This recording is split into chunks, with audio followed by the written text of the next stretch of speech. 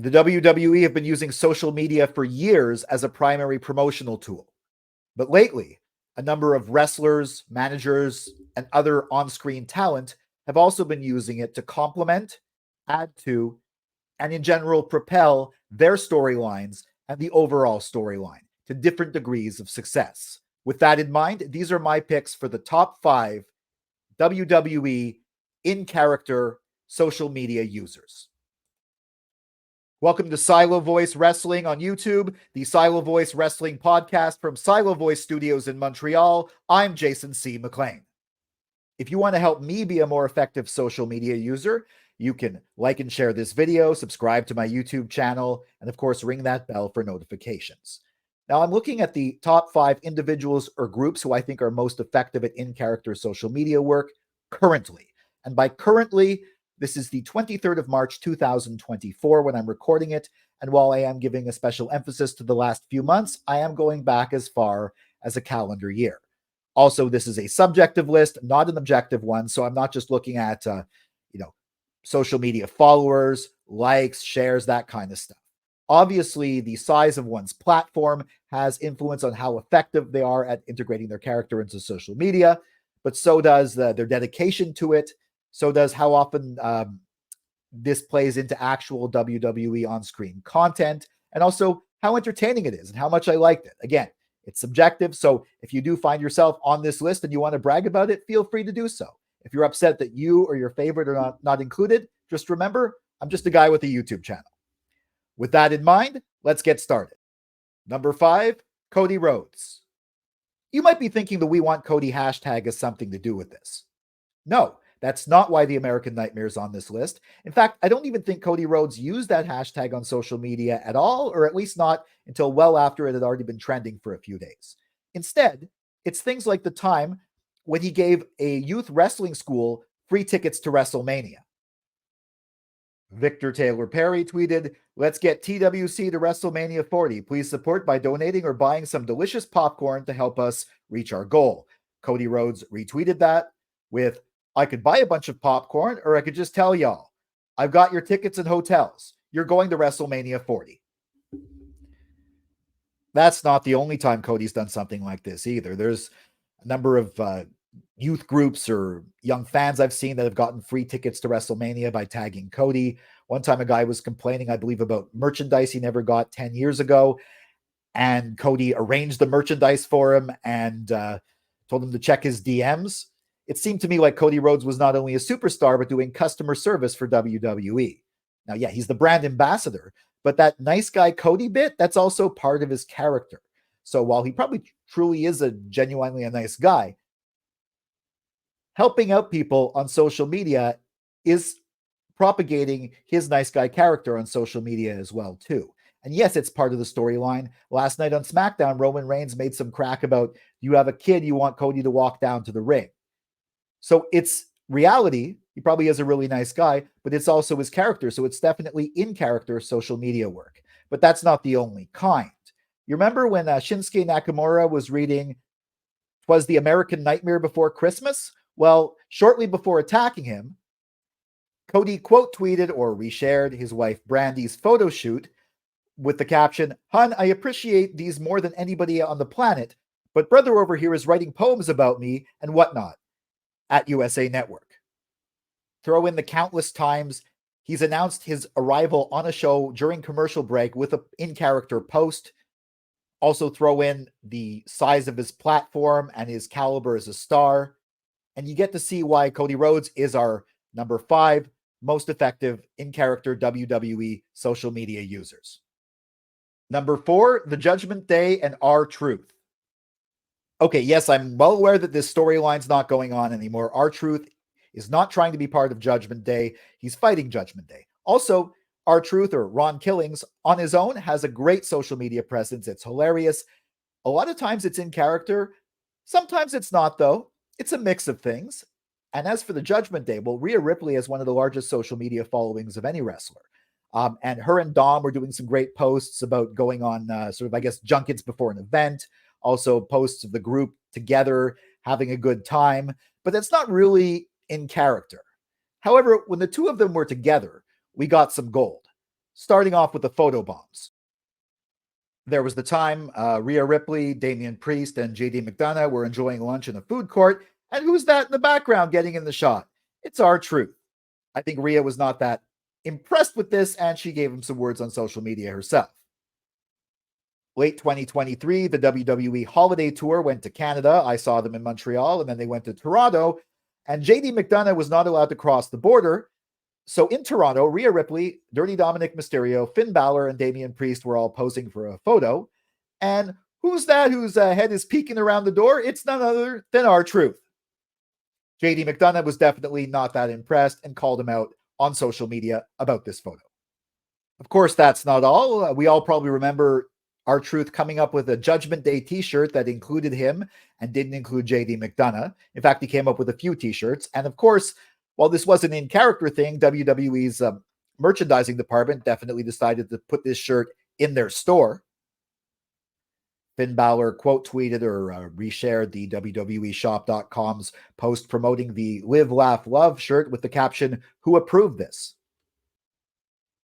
And R-Truth responded, at Finn Balor, "We all had a group meeting about it. Did you forget? My bad. You had left to take out your cat emoji, to the eye doctor for cats. Remember? So we handled it. The Judgment Day way. Live, laugh, and love. Is it corny? Absolutely. Is it cheesy? And how? Is it funny? Yeah, I really laughed. Is it effective in-character use of social media?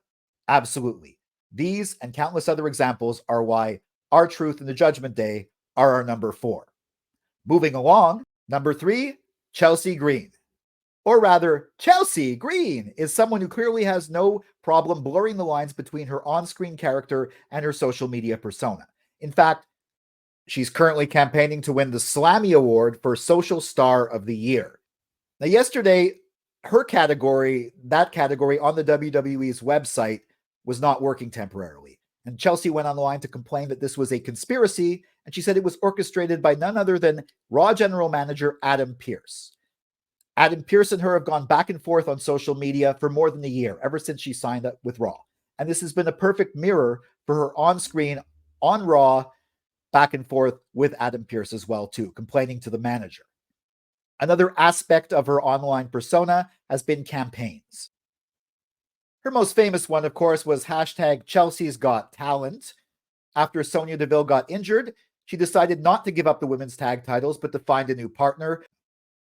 Various WWE superstars and, of course, ordinary people posted videos as to why they should be her new partner, and this ultimately culminated with Piper Niven informing Chelsea that she was her new partner, which went on to a very successful, funny run for the two of them as tag champs. This wasn't the only campaign. In fact, most recently, she was not too happy she had to fight Raquel Rodriguez in the match, so she posted, "Hello all, I'm writing this on behalf of Chelsea Green. We will be officially starting our Justice for Chelsea movement in the coming days. Chelsea is a 2-time at WWE Tag Team Champion and future Hall of Famer who deserves more respect, more gratitude, more warning before being thrown in the ring as Sasquatch dinner. Please stay tuned for Justice for Chelsea, all caps. We wholeheartedly appreciate your support. Signed, Chelsea's very large, very supportive team." And these are just a few examples. Her feverish dedication to playing her character online may just get her the Slammy Award, but it definitely does give her the number 3 spot in this video. Now, our number 2 may be a little controversial. Some of you may be wondering why this individual didn't get number 1. Well, number 2, The Rock. Undoubtedly, The Rock has the largest social media following of anyone currently appearing on WWE programming. Of course, a lot of that came from him being one of the biggest movie stars in the world, not specifically from wrestling. And though we did talk about his time in WWE, it was usually very reflective, very out of character, very promotional for his return. It started like that when he was returning too. But then as people started getting upset that he was taking Cody Rhodes' spot, people even commented, "Let Cody finish his story" on a Moana 2 teaser trailer share. And things started to change. He started the Cody Crybabies hashtag. And after he clearly became a heel at the press conference, he even posted a video about Elimination Chamber in the heel Rock character. But things went into overdrive before his first recent appearance on SmackDown. In fact, the day of. He released a rather long video on Instagram and X before taking it down and releasing an even longer director's cut version. This video was a promo, completely in character as heel Rock. He broke the fourth wall by bringing in the TKO board. He brought up Cody Rhodes, Seth Rollins. He even cursed. A week later, he did a similar thing before SmackDown in Texas, this time wearing a cowboy hat. And then before his third SmackDown appearance, he recorded a video in a gym before getting on the plane. He brought up his weight belt. He started talking to Cody Rhodes' mom. Now, elements from the third video definitely made its way into the SmackDown promo that night, whereas the first two videos were completely independent. In fact, Cody Rhodes even cited those videos when talking about elements from them on Raw. All three videos, though, made headlines. They had tons of views. This was an excellent use of social media for progressing a character and a storyline. And also was really innovative to it, innovative way to do promos. This is something out of the blue. Not everyone does 20-minute promos online and then a 40-minute promo at night. And it's The Rock, so it was hugely successful. This progressed the business. Because of all of that, it definitely gets him the number 2 spot on this list. But it's very recent, few and far between, which is why he doesn't get number 1. Before we get to our number 1 pick, here are some honorable mentions. There's Logan Paul, the social media megastar, who definitely talks about WWE on social media, but usually it's to share a spot from a match. It's not usually in character, though there is the time he posed naked in the shower with the United States Championship. There's also the time he shared a video his friend shot showing how he managed to stay in the Elimination Chamber cage, which is how he ultimately ended up knocking out Randy Orton. We have Grayson Waller, who had some funny interplay with The Rock before The Rock came back. We have SmackDown General Manager Nick Aldis and Raw General Manager Adam Pearce, who both in character share updates and promotion for the upcoming episodes of their show. And we, of course, have Dakota Kai, who's done a very interesting job of progressing the recent chapter of the whole Damage Control Bailey split storyline on her social media. Selena Vega, too, has also been complaining to Nick Aldis on social media. So those are my honorable mentions. And now for my number 1 pick, we've got a troll. Number 1, Drew McIntyre. As Drew McIntyre's heel character progresses and becomes one of the most interesting things on Raw, of course, he wouldn't call it that because he doesn't see himself as a heel, but all good heels don't see themselves as heels. One of the things he's been doing is making everything about himself. And he's been doing the same thing on social media too, taking wrestling stories not related to him and non-wrestling stories and somehow relating it to him. But of course, his real success as an online troll, a hilarious online troll, has come at the expense of CM Punk. In fact, right after CM Punk announced he was injured and Drew claimed responsibility for that injury, McIntyre posted a video on his TikTok, which started with him petting a cat and then working out, claiming you never miss tricep day. Of course, CM Punk was out with a tricep injury. Of course, he had just gotten started. He followed this up with a meme, or rather his version of a popular meme, photoshopping his head over the man celebrating next to a gravestone reading CM Punk's WrestleMania main event 2024 to 2024. He, of course, parlayed this into a best-selling t-shirt. And when I say he, I mean he. I heard an interview where McIntyre said that he knew he was going to wear this t-shirt on the next Raw, and either the merchandise department of WWE could make it for him or he'd make it. Well, they made it, and it's been really successful. It's not the only one. His current t-shirt, he calls himself the savior of WrestleMania, with some of his quote-unquote accomplishments on the back, some of which he hasn't realized yet. It's hilarious stuff. This isn't the only way he's been doing this, though. As he was driving away from a recent Raw taping, some fans were booing him and chanting CM Punk, so he blasted Cult of Personality really loud from his car, started jamming to it, and posted the whole video on his X or Twitter with the caption, "Are they booing me? Oh no, sir, they're saying boo earns. Boo earns. Of course, that later got changed to Are They Booing Me or Are They Saying Drew? Blasting that song to get the crowd going is some good heel crowd work. The decision, though, to film it and share it on social media shows a profound understanding of how in-character social media work can be used to propel your storyline. There's countless other examples with Drew, and if he does win the World Heavyweight Championship at WrestleMania, I'm sure we're in for countless more. A lot of people are putting Drew at the top of their lists for number one hater, but I'm putting him at the top of my list for effective, in-character, social media work from a WWE star.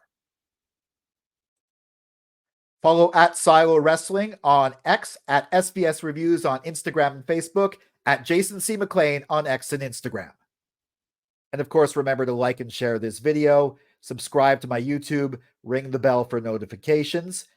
Is there anyone I missed? I'm sure there's some I've missed. I mean, Paul Heyman, both Usos, who for some inexplicable reason share the same X account despite actively feuding with each other. There's countless more. Let me know in the comments if you agree with my list and if there's anyone who should be included or anyone who shouldn't.